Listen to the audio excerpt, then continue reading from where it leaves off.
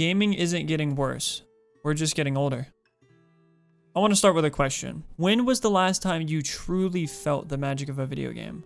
When was the last time you were truly excited for a game? And really think about it. For most of us, this is when we were kids. And I constantly hear the conversation about gaming is dead and gaming is getting worse, and I just don't fully understand these conversations. I don't think video games are on the decline. I think we were spoiled with masterpiece after masterpiece from the earlier years of gaming. This was during a time when the odds of a video game being good were very slim, and a small group of people were pouring their heart and soul into these games, giving us pure gold. As gamers, we all have that set of games that we grew up with that felt like pure magic. But eventually, the most inevitable thing in life caught up to us. Time. We grew up, we got older, we got jobs, started families, some of us even bought a home. There were so many things that are just taking up time and energy, and yet we're still searching for the feelings that we had as kids, enjoying the games that shaped our childhood. And for some of us, gaming went from being a normal part of being a kid to just a distant occasion as an adult. And I'm not here just to say that gaming hasn't changed at all. We all know it has. But I'm making this video to share my personal experiences, but also share how I keep my love for gaming in a world that is at its loudest point it's ever been. And this may not be a one-size-fits-all, but maybe my story will help you on your journey.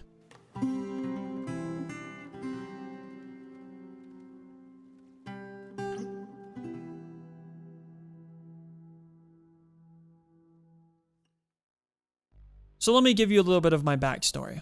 The very first console I ever owned was the PlayStation 1. I was given this as a gift from my grandparents with games like Crash Bandicoot and Monsters Inc. Scream Team, and I was just a little kid. I'd sit in front of my CRT and just play Crash until I was either out of lives or explore the tomb levels in Monsters Inc. And as a kid, I didn't completely understand, but this world that people were creating amazed me. This was like another world that I could step into and interact with in real time, and this is where it all began for me.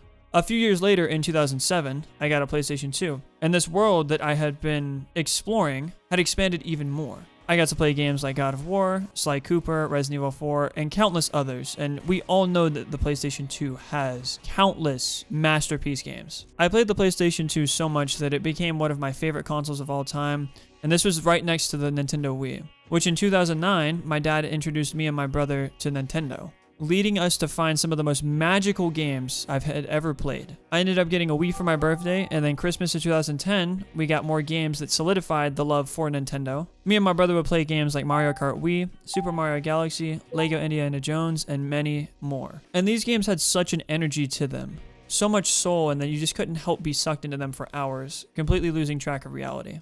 I think the biggest thing that has held my love for gaming was growing up with story-based or co-op games instead of diving into the multiplayer grind. And from an early age, I was always looking for the next best narrative game to dive into. This led me to exploring the Halo franchise.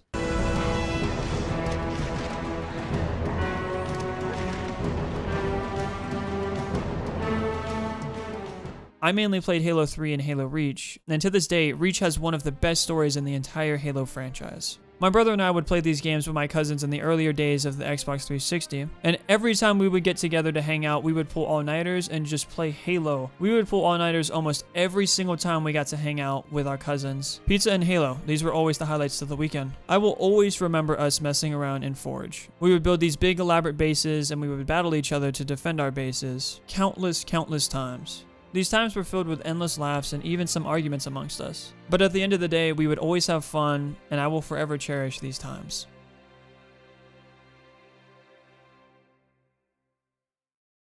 Around the years of 2013 through 2014, things started to change. Games had exploded to this massive scale, and this was due to YouTube.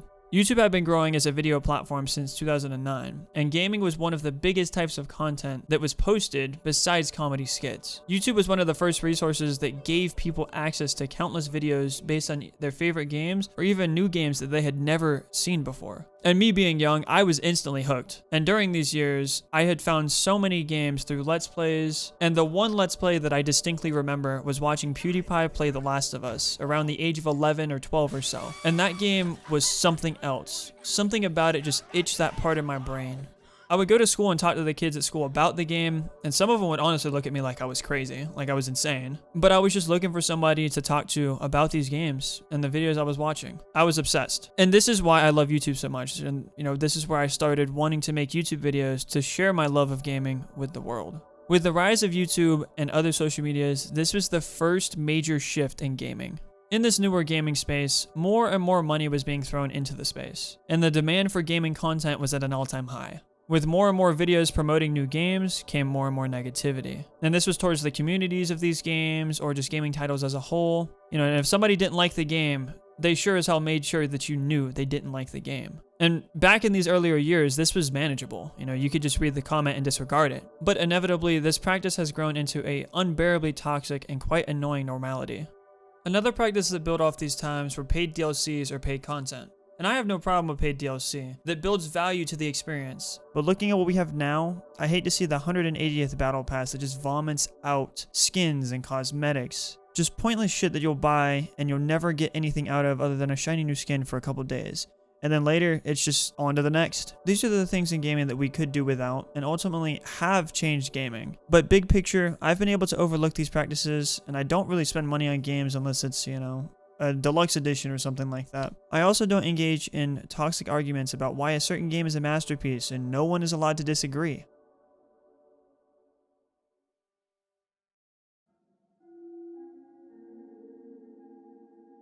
Back in the years of 2014 through 2016, I was completely in love with Minecraft. This game had not only me, but the entire world in a chokehold, and was clamping down harder and harder every single year.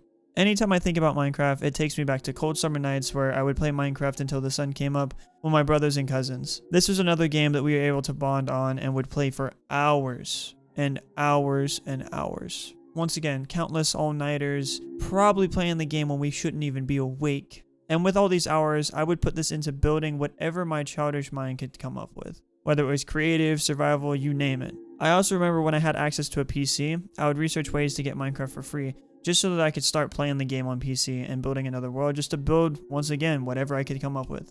Nowadays, I don't really play Minecraft all that much, but these memories were some of my most fond childhood memories. And you know, I don't know if this is a normal thought as a younger kid, but I remember thinking that these times won't last forever, and I'm only getting older. And eventually, I'm going to move on to different things. And you know, being an adult and looking back at these times, I truly miss those sleepovers with my cousins. And just these glorious nights of just no worry, not a single worry in the world. God, how nostalgia is such a wonderful but painful feeling. And Minecraft is one of those games that hurts the most to reminisce on. I have been searching for the feelings of this time for so long, and unfortunately, I know they'll never return.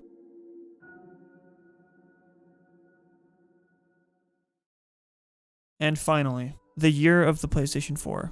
Truly the last peak of gaming. You had some of the best graphics to come out of a PlayStation console. The original stories, the late night party chats, all wrapped together in one package with a magic that was so undeniable. And for me, this was the last era of gaming that I really had that spark, that fire that was so inextinguishable. But this was also the last era that I was a kid. I had no worries in the world. My job was to go to school and get good grades, which I rarely did. We were blessed with games like Uncharted 4, God of War 2018, The Last of Us Part 2, and oh, let's not forget about Fortnite. To this day, Fortnite is my most played game. Between PS4 and PS5, I have over 4,700 plus hours. God, I don't know what I was doing as a kid, but this game took so much of my life. And honestly, I'm not mad. You know, there was times where Fortnite really was amazing. Nowadays, not so much. But, you know, back in the earlier seasons, there were so many things about that game. Waking up to a new season, grinding. I remember times when I would grind the game just because I was worried I wasn't going to finish the battle pass. So I would get home from school at 3 o'clock. And then from 3 o'clock until like 6 a.m. the next morning, I would grind and grind and grind. And then I would go to school and I'd sleep all during class. I remember exactly that was like right before the Halloween season or right at the end of the Halloween season back in 2017, 2018. When I was younger, I was so proud of that for some reason. Nowadays, I mean, what the fuck you doing? But thinking back about it, I won't take it back. It is very sad to see where the game is nowadays. You know, I feel like it's been overtaken by collab after collab, and it's just really that kind of feels to me like a money grab. But there once was a time that the game was incredible. I sunk more hours than any healthy teen really should have been putting into video games at the time. But with all things, that eventually that time came and that time was gone. And you know, that's just the thing. We've all grown up. We've gotten jobs, formed relationships. Some of us have started families, bought homes, just completely different people than we were when we were kids. We aren't the same people we once were. And in reality, the kid that sat next to my brother playing Mario Kart Wii just isn't here anymore.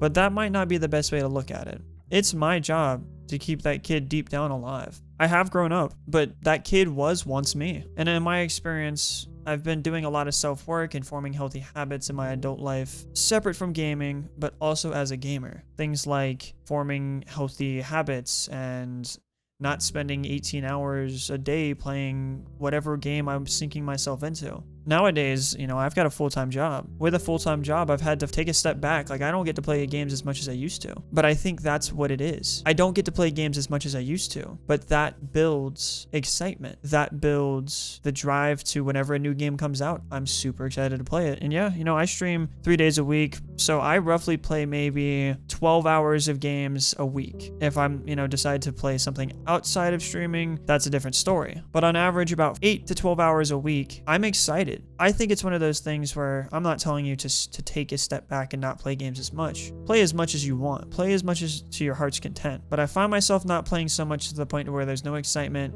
in the games that I'm playing. I found a solid balance where I stream and I play games when I stream.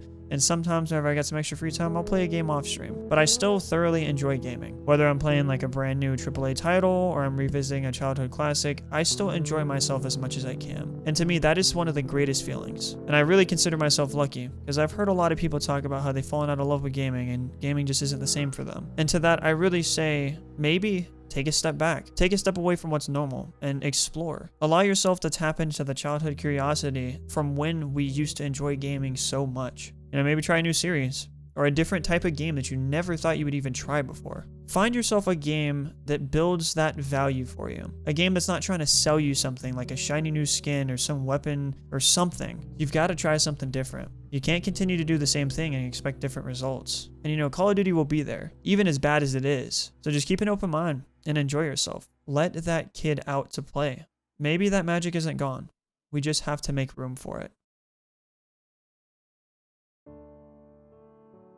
I really hope you enjoyed this video. I've put a lot of thought and time into formulating this. I have been wanting to do like solid video essays for a very, very long time, and I have done one in the past. Last year I did for the God of War anniversary. I appreciate anybody that listened to what I had to say. I really do enjoy making this kind of content, so I definitely am going to have more video essays and things like this coming out in the future. Another thing is I do stream about 3 days a week, Monday, Wednesday, Friday. So I do playthroughs of the games that I'm enjoying and things like that, just to try to build that community around similar interests. But that was the thing. I wanted to get back into videos and I wanted to get back into something that actually meant more than just hitting that live button and talking in chat for about 4 hours. So thank you for watching.